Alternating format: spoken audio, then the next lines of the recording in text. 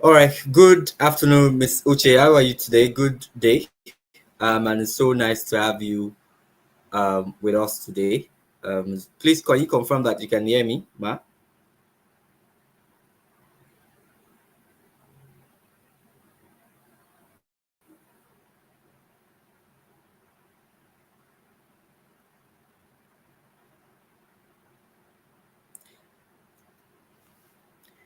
Hello, Mrs.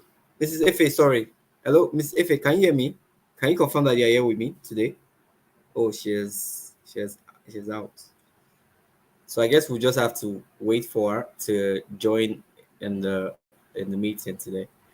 But I really look forward to having a wonderful conversation with her. It's very interesting how exports is a very interesting landscape. How much more how what the experience of women in export must have been. And so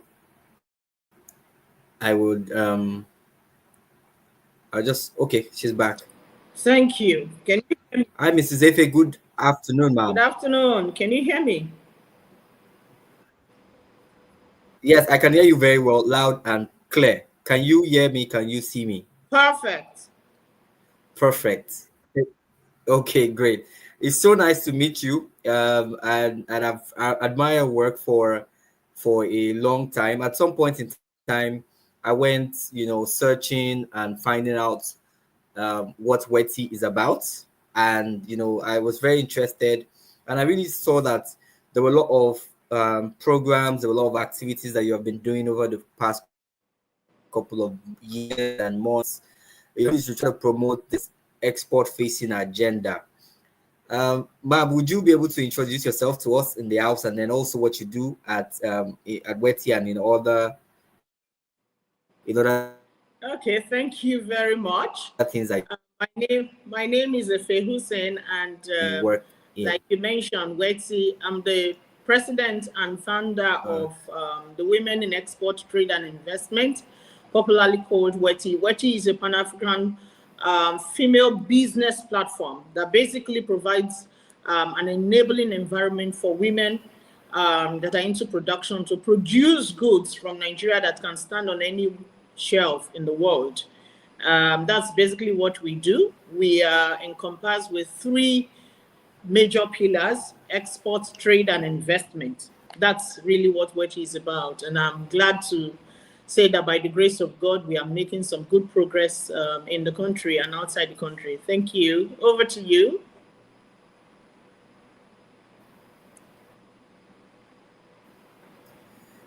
Can you hear me? Okay, internet. Can you hear me, sir? Okay. well, I think we're gonna. I hope we don't. Yes, I can hear you well, loud and clear. Really nice to know, and it's really good to really hear from you and hear more about what you do.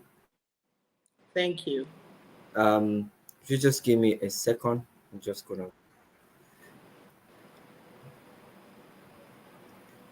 just to be sure that we're not going to have any connection problems. hmm One sec. Internet has come to stay in our life, so and online meetings would always happen. Yeah, yeah, Yeah. yes, absolutely.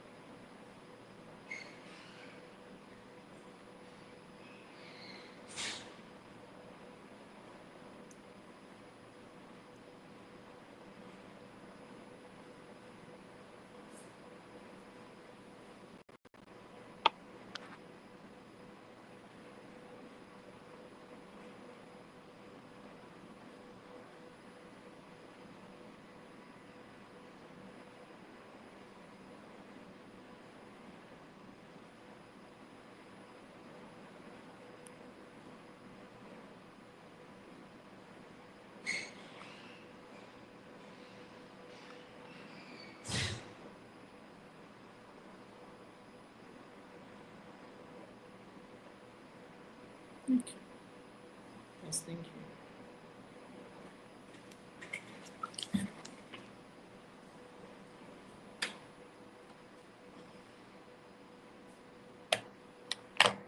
Thank you. Yes. What about coffee? Coffee. Coffee. Yeah, please. The green mug. Use the green mug. Thank you. Yeah, because of color. Mm. Okay.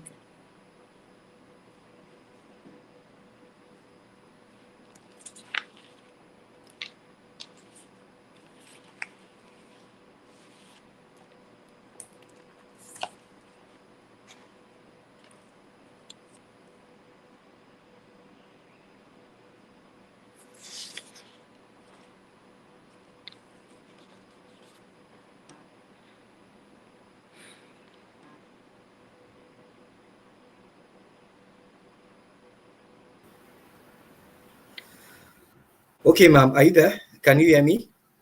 Yes, I am here. Thank you very much. Can Okay, you hear? I am. Yes, I can hear you very well, and I am back now, and thank you very much. So we can actually really kickstart our conversation now that we know what you do, and it's really very interesting. I know that the export space can be very tough and unforgiving, and I would just like to really help our listeners, our viewers, to have an idea of what it looks like from the women in perspective angle, right? Women in export angle. We'd just like to learn about your story, what had motivated you, what the major opportunities are that you see in this space, and what you think that would be your advice. So we'll just be running through a couple of questions. We'll be running through some of the major uh, barriers that you've faced in the time past, and you literally your advice for people that are coming much more behind. So I'll start with the first one, which is what really motivated you to pursue this agricultural export agenda, and how and what really drove you to create that network, to tackle the challenges that women face in this industry?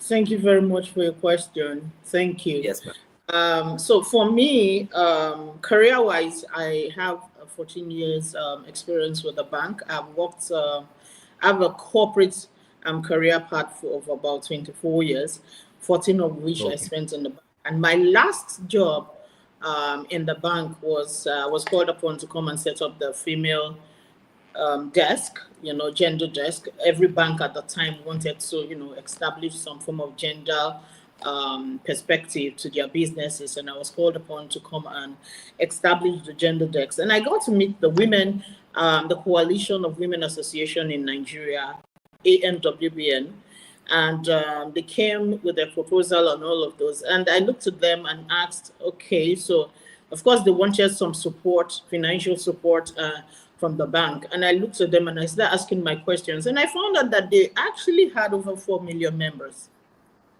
And they Oh, were wow. asking for financial support. And I said to them, if you have 4 million members, like you said, you have no business asking for support from the bank. The banks should be coming after you. Anyways, with that, it opened my eyes into the fact that such groups did exist. And I told my executives then that I was going to work with them and bring out the juice in them. And then when I joined them, I found that, there were a lot of gaps. There were a lot of social activities going on, political activities, and really not something sustainable. And so I decided that no, I'm going to have a women organization, but it's going to be focused on business. It was going to be our focus. And then I looked in the terrain, what kind of business exists? And it happened to be that the period was such that the nation itself was looking for how to divert from the export of crude oil into processed packaged food. And the statistics in Nigeria and in Africa shows that women are actually represent about 75% of the active workforce in agriculture. For You're me, correct. with all those revelations, that kept me going. And since I started, I have been running. Yes, there have been a lot of learning points, but you see, when you have a vision set in front of you, motivated by some personal stories, you don't allow the learning points or the barriers or seemingly barriers to stop you. And Yes. for me, export has been, it's not just a path, it's not just a business path, it's also an impact path. Because then when I set up the Women in Export Trade and Investment, I got to meet a lot of women that have been in that space for years. And when Mm. I ask them, how long have you been? And they're like, 6 years, 7 years, 5 years, 10 years, some 15 years. And I'm wondering, 15 years and you're still answering SME.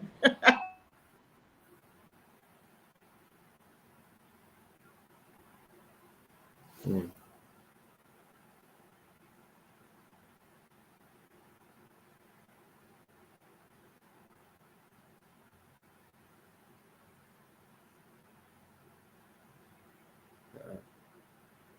Hello, are you there, ma'am? Hi, are you there, ma'am? Oh, I think we lost her a bit.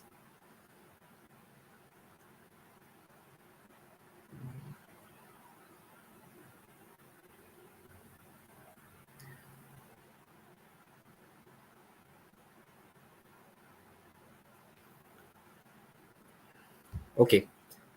Well, while she joins us, I'll just use this opportunity to introduce our PEDA for those of you that are just joining us for the first time and are literally are wondering what we do here. So PEDA is the Produce Export Development Alliance. We are a community interest trade facilitation um, organization set up to bridge the gap between the local producers and manufacturers of agricultural horticultural products to the international market. So we offer a number of services, a number of support programs, from capacity building to all the way down to helping you set up your compliance, your documentation.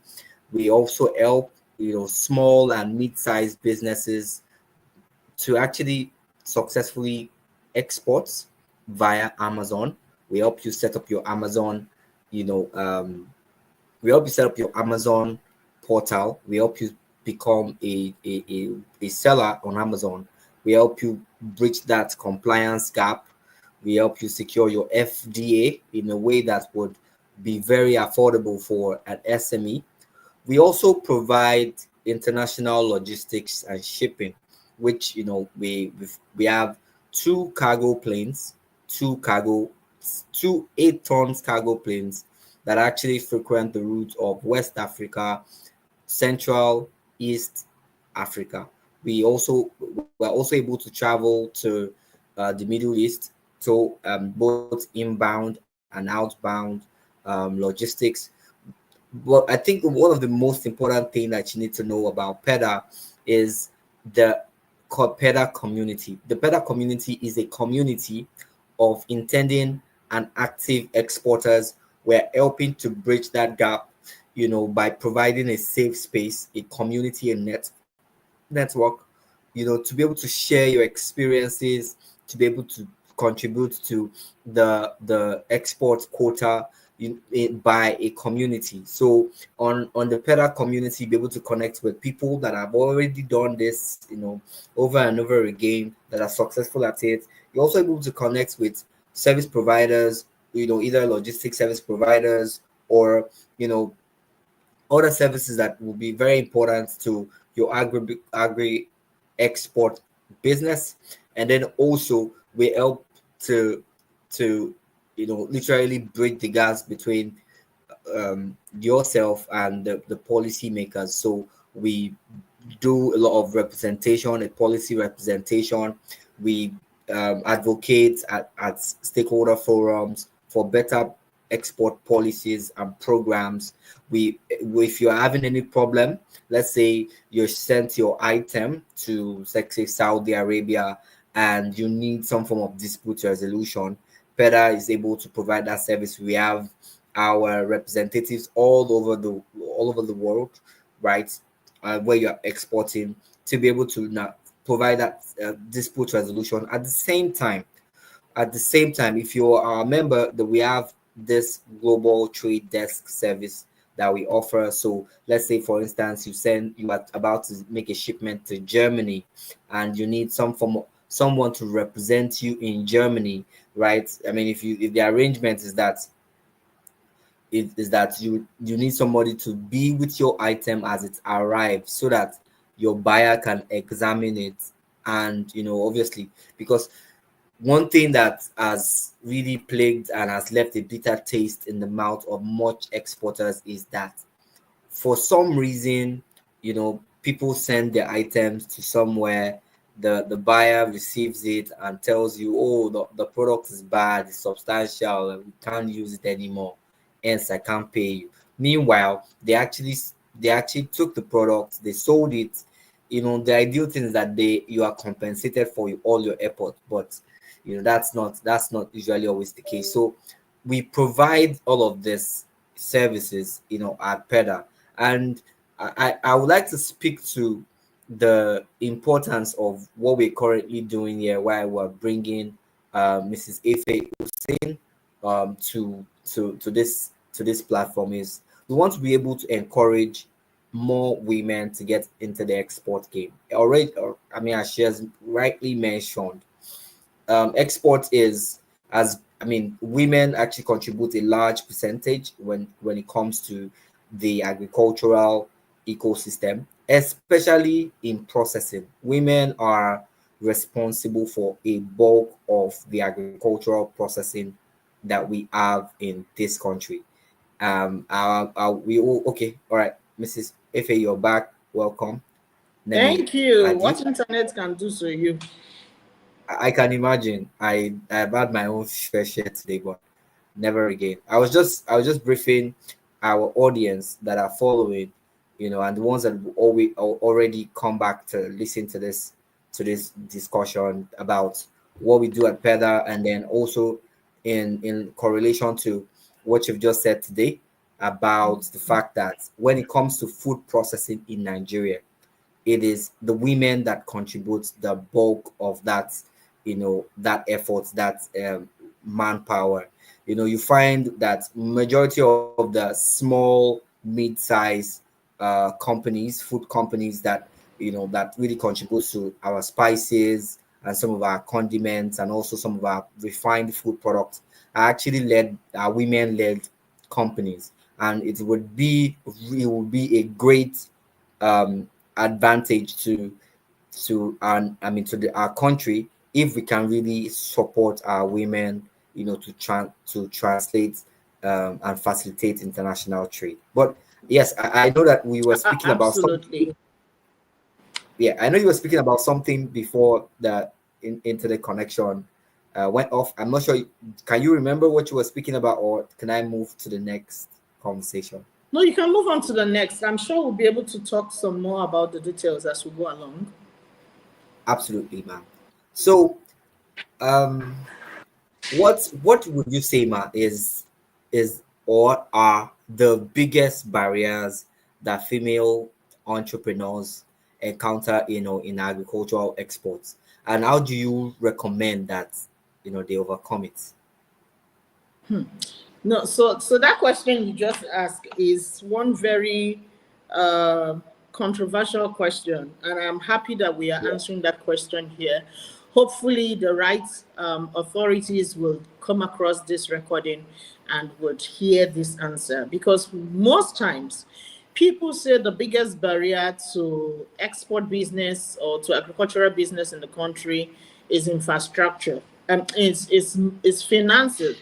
But I dare to say it is not financing, it is infrastructure and government policies.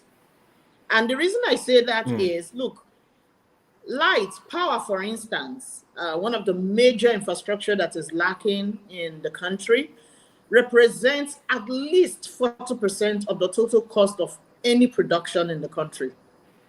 Power Yeah. represents 40%. And then before you start talking about logistics, which is the road accessibility and all of those. Now, let me tell you why I say it's not finance. In this country, we have proven that, look, if you give us what we need to work, money will come. Yep. And I mean, people say it out there, economics say it. If you have the right idea to help people resolve a community of issues, the fund for it would come. So I dare to say, because this question comes up and people always put finances at the forefront. It's not finance. It's not finance. I mean, I've met people who said they started up their businesses from scratch without a dime, and they are really making it, and they are billionaires. They are having great impact in the economy. Okay, so it's not finance. The enabling environment. If you give me all the finance in the world, give me all the loans, all the grants in the world to do my business as an exporter, and then the cost of my product is not computable out there, have you helped me? No, you haven't helped me. Because at the end of the day, I'm not able to meet the competitive market out there, no matter all the efforts that I have put in here in Nigeria. And the same thing goes to our agriculture. Our farmers are lamenting. I mean, there are no roads. In 2025, we're still talking about seasonal farming. What is seasonal farming? It's amazing that we're still, when we say seasonal farming, we're talking about the seasons, the rainy season, the dry season. Excuse me, this is the year, the digital age where people manipulate the seasons. Yeah. You know, true. So I dare to say, and I'll say it again, that the greatest challenges facing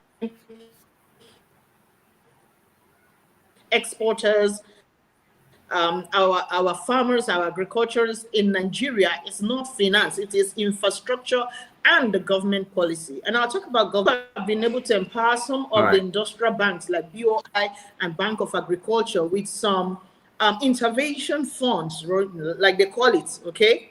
But then I find that for this fund, it's still said that it's not been assessed by women.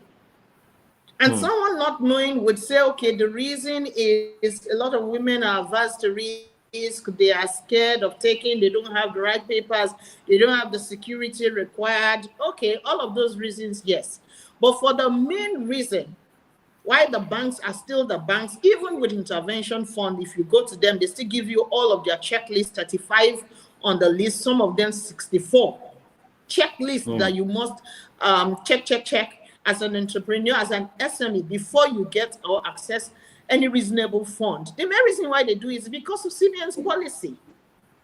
CBN don't let the banks off the hook of their MPL, even with intervention fund. If it goes bad, it still goes into their record in their LPL. And then you tell me it's intervention. It is not intervention. If it is intervention, it will have some form of structure. And we are not saying we would collect money from the bank knowingly and then deliberately default. No, but have some form of structure such that if it is really intervention, it is backed up by the government in a way that it takes the risk maximally off the commercial banks.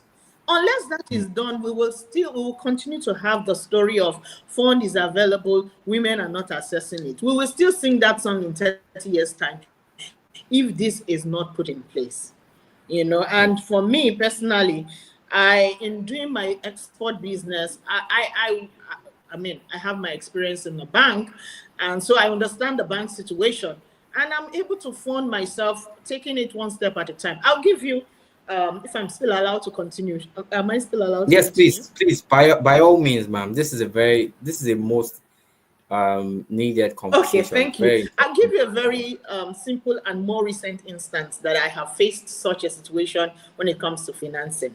Now, we got a client who happily gave us a contract and some invoices worth over almost 400 million invoice for an organization like mine. That's a juicy invoice. That's a juicy transaction. And of course, we went to markets with all we had or all we have, the documentation we have, the connections we have, to talk to people about funding it.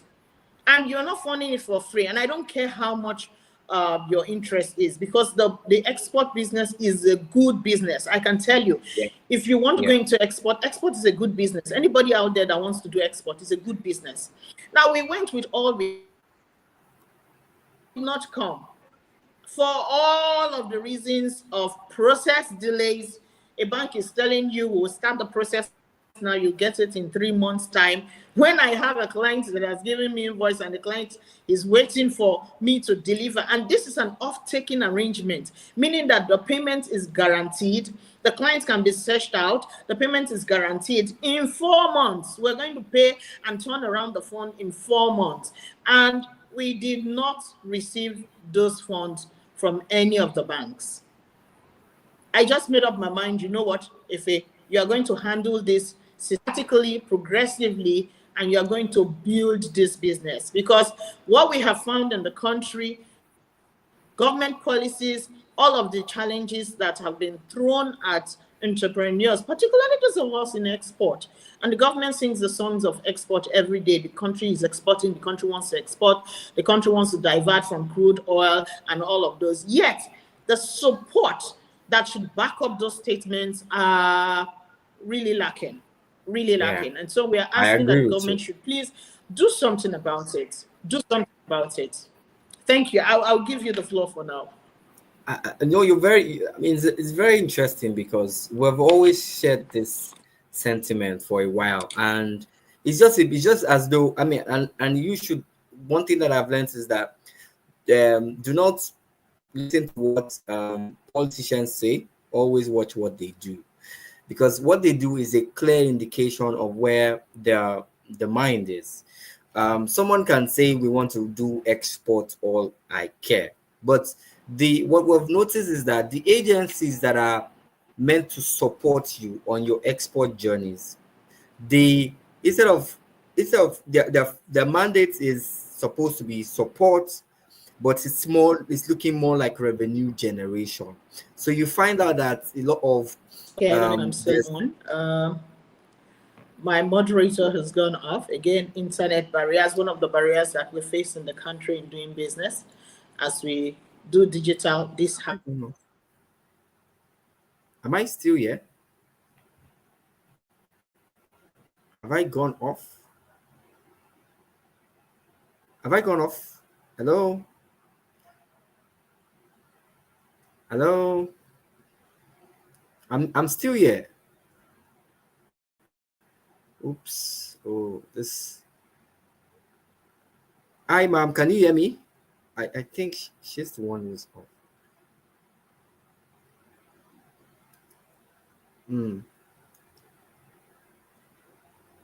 Hello?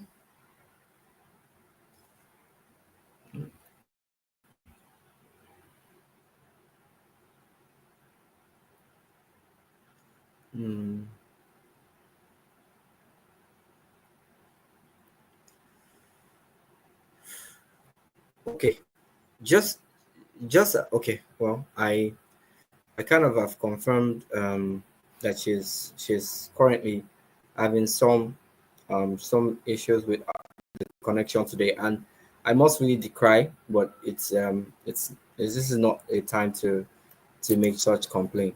But just as an addition to what she was saying, is that what we've noticed for export is the people that are supposed to provide this support, the people that are supposed to provide support for the agricultural export space, you find out that they are more skewed towards revenue generation as against actually supporting the people that they are meant to serve. And that can be a big challenge, that can be a big barrier for everyone in this entire landscape. It's just very concerning.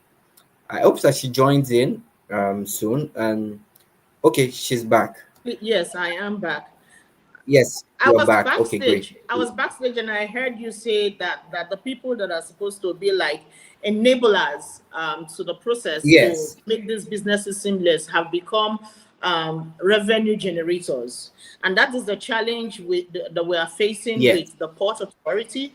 That's the challenge that we're facing with some other agencies that are supposed to be supporting the work that we are doing as entrepreneurs for export. I'll give you one instance. And this, I love the Nigeria Export Promotion Council. They are very supportive. They've been able to train 22 of my women and give them certificate earlier this year, and I am grateful to them. But then there is something that is in place with the CBN and with NEPC that I believe needs to be removed. Now, we have what we call the NXP. If you want to go into formal exporting, you have to register your NXP in the bank, or Form A or something in the bank. And then when your proceeds come in dollars, it gets domiciled in the bank and all of those. That was used at a time when the country really needed dollars proceeds to come in. Now, that has stopped. They need to take that off, because I tell you what, the process is, when that fund comes in, you as the producer or the exporter, you do not have access to that fund directly. After you have sourced for black market rate or whatever it is called to fund your business, to fund your export, then you are paid, if you're paid in dollars, and then the bank domiciles your fund, and you cannot get it out. You can only get it out using bank's rate. And then I asked someone, when I pushed this up in a workshop that we had, I was advised, okay, to have a dealing and understanding with the bank such that the bank can help you sell to another exporter that needs the fund. You know, why put it there in the first place? Take it out, or classify or segment the exporters. Because for me, as an SME who is still trying to make my few hundreds of million, that is a deterrent. I will not do that. I won't. And then you end up classifying me as a non-formal exporter because I refuse to do NXP. You know, so those are some of the reasons, some of the challenges that we're facing in export that I really think government policy would help to take off. There's so much I can talk about a lot, really. But over to you, please.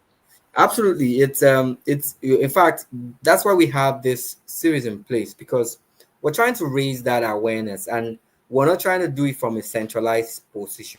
We're trying to, bring other industry leaders, other industry players to say, look, there is a challenge on ground. Almost everybody has seen it, has faced it at some point in time. And here's our recommendation as value chain actors, as stakeholders, that some things are just non-practical, and it further raises the barrier of entry. What it does is it discourages entry. Rather, it discourages people when you see all you've got to go through to make this business work. You might want to evaluate the opportunity cost for you, to say, look, if I do this, what's the point that, and I get this at this particular, what's the point when I can do something else and to bring something, so it can be very discouraging. If we look at other countries, I mean, let's not go far, because if we're starting to talk about places like Vietnam, and that might be a bit unfair. When we start to talk about countries like Ghana, for instance, right?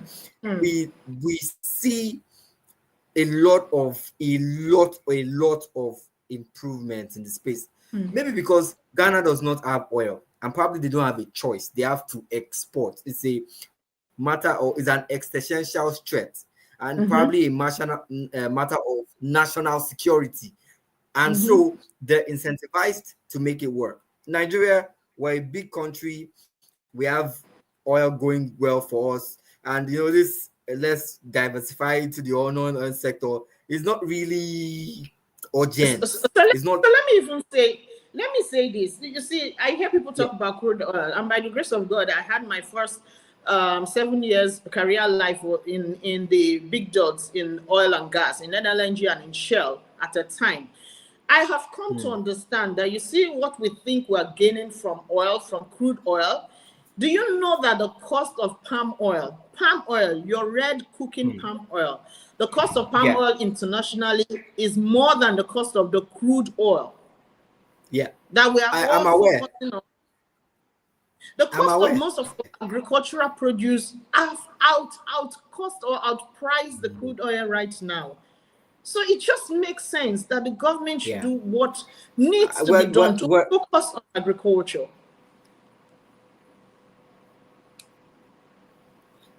In fact, I'd like the fact that you've raised that, because I was having a discussion with another exporter yesterday, and the conversation was really around this same thing.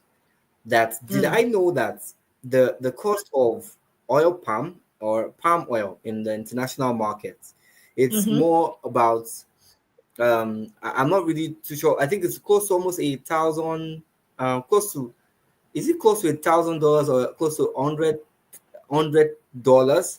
Meanwhile, crude is pushing $50 per barrel or something like that. And when you look at it, pound per pound, this is, or naira for naira, or dollar for dollar. There's no comparison. It's absolutely it's us. I think we've gotten addicted, right, to the we've gotten addicted to the narrative that we cannot do without crude oil. And it's really terrible. I think that's a virus that has kind of eaten into our system. Anyways, ma'am, I want to ask you a next question. Okay? Yes, please. Which is how important is mentorship and networking in overcoming the hurdles that comes with the agricultural export scene? Okay, so for me, I'll speak from my experiences. If I did not have, or I did not meet the coalition of the Women Association, ANWBN, that I met at the time, I am sure I will not, first of all, want to come into this business. And like you noted, sometimes when you consider all of the challenges, you begin to consider what is the opportunity cost. Should I throw this money into real estate and get a 40% turnaround rather than going through all this stress? But because I saw a group of women that were already into it and were thriving, they were doing all they can to make it work. It encouraged me to go into it. It encouraged me to go.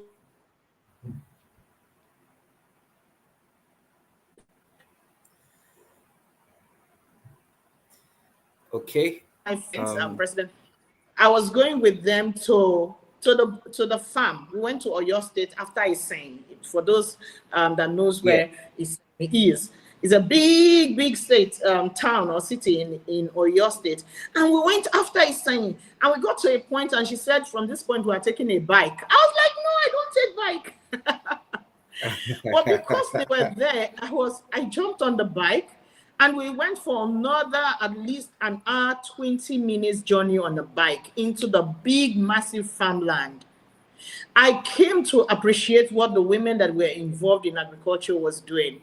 And for me, because I had those group of women that I could call on, ask questions, even in export, when we started our first export, it was like a community. It was a community, not like a community of exporters, people that have tried it, people that have burnt their fingers, women that knew where they were saying. I was literally trained by my community and network. And so honestly, if you want to be successful, I believe that it's not just in export or in agriculture, but as a female in any business, in any a career path that you find yourself, have a tribe. Look for a tribe. Look for a network of people that you can work with, that can handhold you, and also look for people that you can, when the going gets tough, people that you can talk to, because it will help you. It will show you the path. I remembered one of the first mistakes that I made. We're talking about FDA. I didn't know what FDA was. I didn't know what an APC certification was.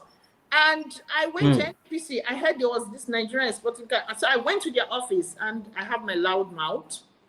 And I'm very intelligent. I went to their office, and I was able to pull them to come with me to go and see a fishing village in Badagry. It was on our way that they asked me, "Do you have your FDA for export?" I was like, "What's that?" And they said, "Oh, have you even registered with NEPC?" I was like, "Really? Are we supposed to?" I didn't know.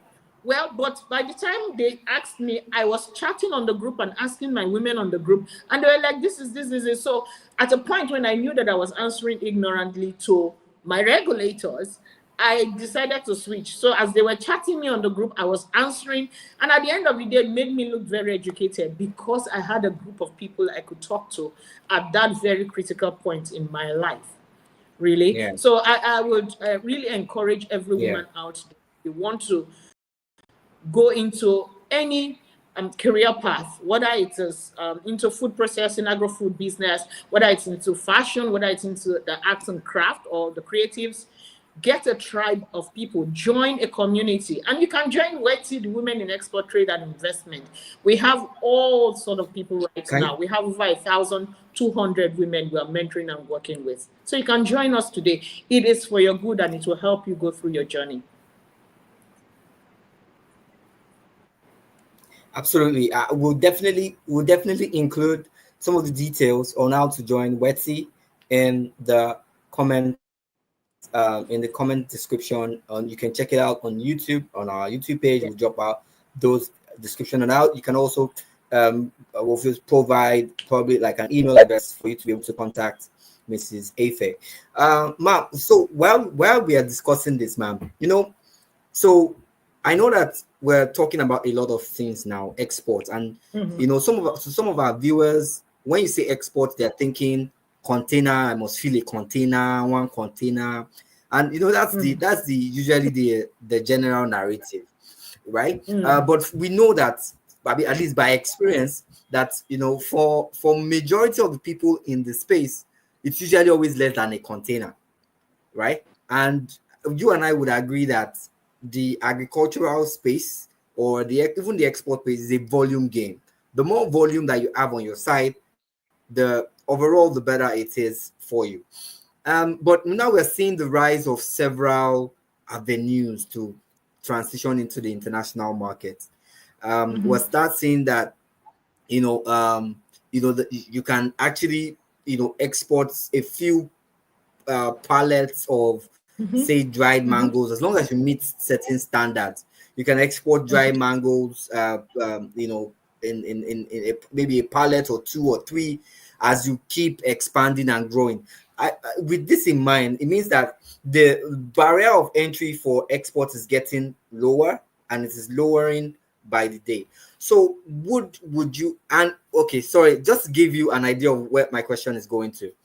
We've seen the rise of superfoods as exports. When I say superfoods, we've seen that shea butter is rising, and Nigeria is really keen to step up in that game. We see that ginger, we see fonio, that is acha, we see zobo becoming a global thing. We're seeing even black soap now is, it's because, so this is the rise of superfoods. I'd like you to talk about the global trend now for superfoods, for organic foods, as it's rising, and now people that are starting up small can benefit from this shift in demand. So I really encourage everyone to get into export because export is the real deal.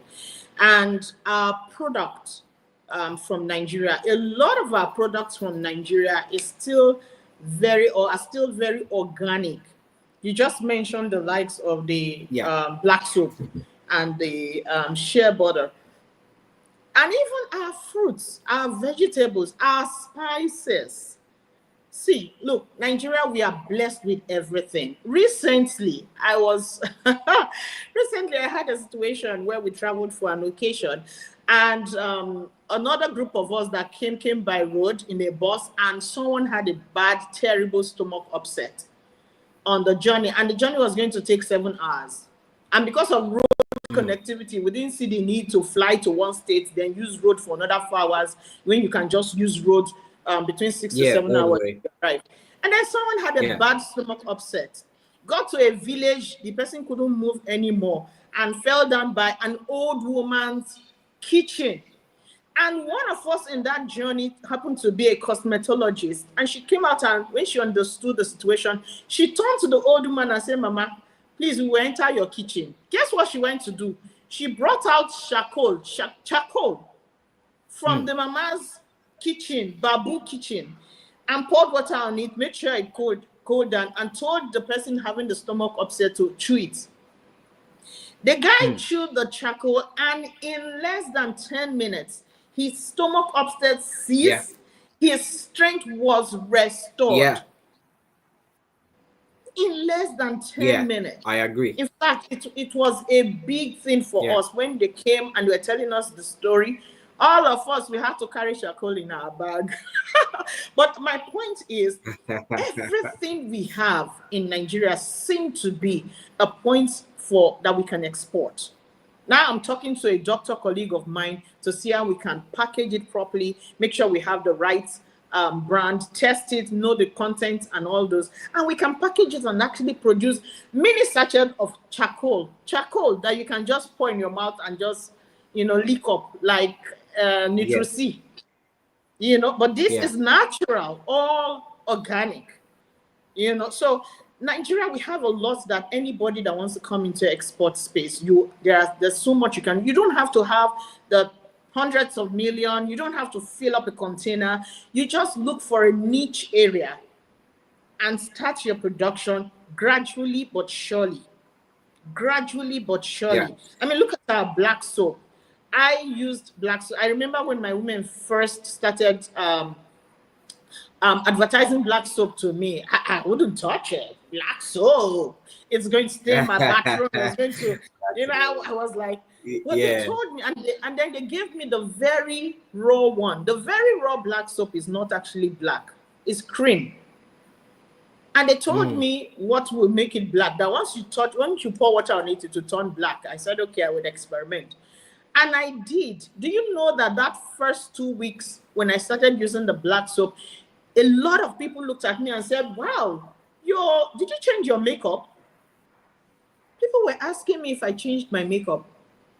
And I was like, no, I didn't. And I knew that it was the black soap. Wow. There was a difference in the exfoliating feel that I was showing in my glow. There was a difference in my face, in my body. There was a difference. I could see it on my skin.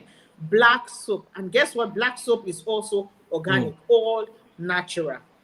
And then we talked about, I can go about coffee, cocoa powder. Cocoa beans powder is another, oh my God. Let me tell you this. Do you know that natural cocoa beans powder is actually a slumber drink? Natural cocoa powder is a slumber drink. Slumber, I never heard of it that way.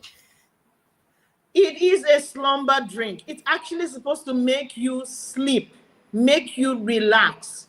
And that is what I believe some of these large organizations knew why, and the reason why they pump it up with a lot of cream and sugar to make all sorts of beverages that you see on the shelf today. And then they advertise with children and they say, oh, vitality. It's not true. The natural cocoa powder is a slumber drink. When I want to sleep and relax, really relax, deep relaxation, I take a cup of nicely made cocoa powder, and it's bitter, it's not sweet. So when you are taking any cocoa drink and it's sweet, know that a lot has gone into it. It's bitter. When you take the raw bitter one, my brother, you will so sleep. And when you wake up from your sleep, you are not just going to waking up and you're tired. No, you wake up with such freshness and vitality that you'll be wondering, wow, where did this energy come from? That is our natural cocoa powder. When I was told, I wasn't too much of a believer until someone forced me to take it. When I did, I was amazed. I was amazed. So we have a lot that people can go into for export. Pick a niche area. and go into it and produce it, and you will be amazed the difference you will make. And I also encourage our government, permit me to speak to our government out there. No, it's Please, high by all time means. they wake up to their responsibility to empower these producers. It's high time. We can't keep having lip services. And I know that they are doing certain things that are encouraging, but we need to go all blown up for this. We have to We need go. to get, we need to go all blown up. We need to encourage what we have. We need to encourage the growers of cocoa. We need to encourage the growers of shea butter. We need to encourage the growers of this product that stands as innovation in the world. I mean, look at our bitter leaf. Bitter leaf. A colleague of mine makes bitter leaf capsule. Capsule. All that is in the capsule is dried bitter leaf. When she gave me, I said, capsule. So I opened the capsule and I poured it in my mouth. I started getting addicted to it. If I don't take one a day, I will feel like I'm not, something was missing. I had to caution myself, girl, you are getting addicted to this. But it was really nice. Yeah. It was nice. Bitter leaf. And I hear that a university in the US are actually understudying bitter leaf and producing it now into capsules also. Why can't we support what we have and grow it and grow a market, a niche market for it? In WETI, women in export, trade, and investment, that's what we are doing. And by the grace of God, we are going to make good progress of it. Good progress of Amen. it. Amen. Let me give you the floor, so I don't not talk a too problem. much. It's been a very wonderful session. Of course, I hate to do this because there are a number of things that I want to ask you. Perhaps we'll do it next time, but we'll be rounding up soon. But I just want to really just ask one final question as we round up. Of course, if you like to connect with Mrs. Efe, all right, and also like to join the WETI Women's Network, the link would be in the description below. Miss Efe, what would you say is your vision, right, for the future of female-led, or not female-led, but what would you say is your vision for agricultural exports in Nigeria, and what steps do you think that business membership organizations like WETI, like PIDA, should actually take to make it a reality? So for me, my vision is very straightforward. I was taught that when you see a need, if you want to get rich in this world, look for a need and meet it, and just Yep. expand on it and grow it. And for me, women in export is a need, is a niche. If the women actually represent, and it's true, 70% of the active agricultural value chain, I Yeah, am that's going true. to empower that, and I'm going to bring out all the juice, all the niche areas from that chain, and make it available in the international market. In the next 5 years, I tell my women, give me 3 years. We're just about 2 years now. I said, give me 3 years. We'll be exporting in the billions, because the market is there. The Yep. market is there. All we need to do is to fix the little challenges which stands as a mega barrier in this country, in our processing, in our infrastructure, and be able to meet the market. And you see, there are ways to go around it, as we are expecting the governors or the government and the local government chairman and the Ministry of Agriculture to wake up to certain things to enable us. But why they are waking up and why they are doing what. Oops. Um, Hi, Miss Ife. Are you there? Can you still hear me?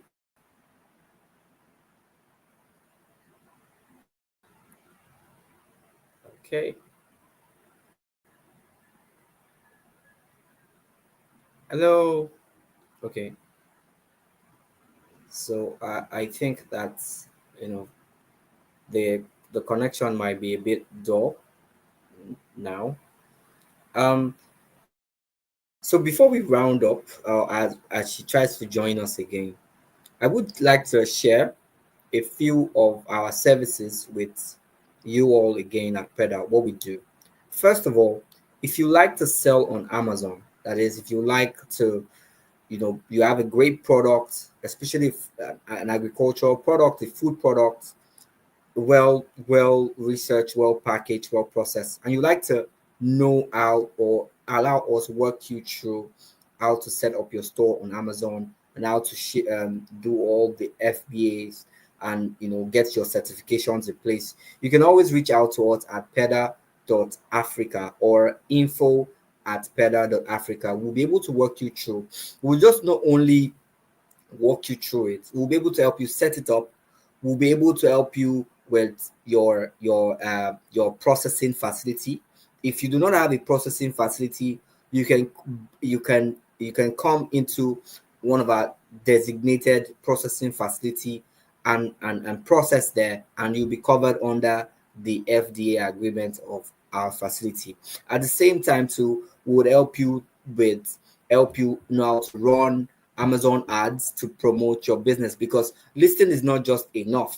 You also need to be able to run targeted ads that would reach out to the market that you're trying to serve. Another thing is that we also would advise you and help you put the right packaging in place, because that for online shopping, it's always about what you see. People shop with their eyes, especially in today's world.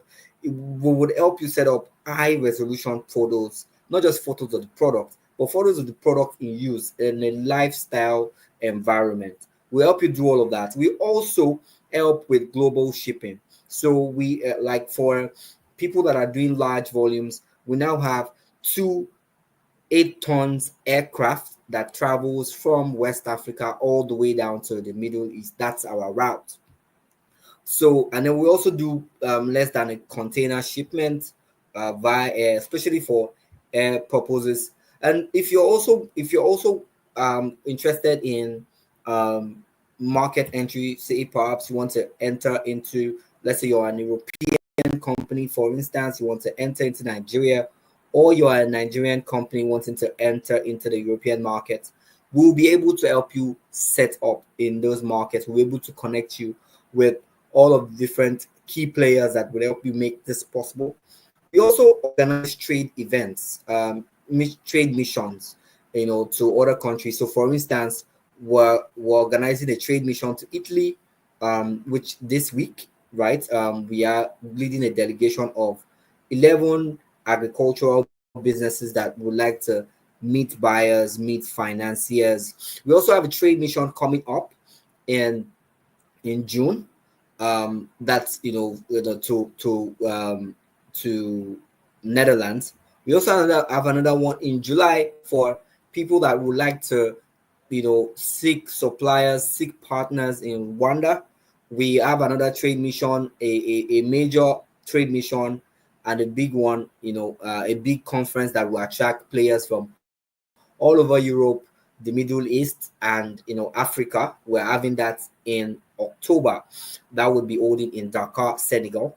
If you're really interested in all of these programs or any of this, you can always reach out to us at info@peda.africa, or you can literally just follow us on our social media pages. You can follow Export with Peda. At the same time, if you would like to join our community, that is the community of growers and exporters, trying to bridge that gap, for to the European market. Again, export is not really about what you know. The export is really about who you know, right, and who can help you when that time comes in. We have this robust community that is growing, and we would like it to be part of it. In the meantime, while I'm not sure we might be able to stay so much, but we really appreciate Mrs. Ife Hussein, who is the CEO and president of the Weti Women's Export Network. It's a very wonderful network. I recommend for anyone that is willing to really go into export to really go and learn, right? Really go and grow, right? And it is a community that would really impact you. You can see obviously Ms. Ove is very, very passionate and driven to make this happen. So thank you so much for joining us today, and it's really been a very wonderful time.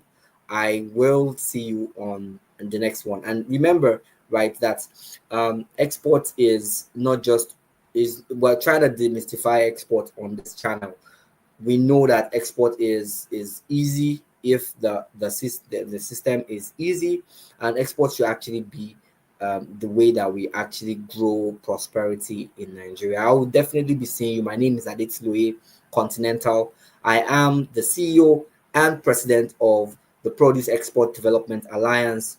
That's that trade business membership trade organization that is trying to promote agricultural export from Nigeria. I have a good one.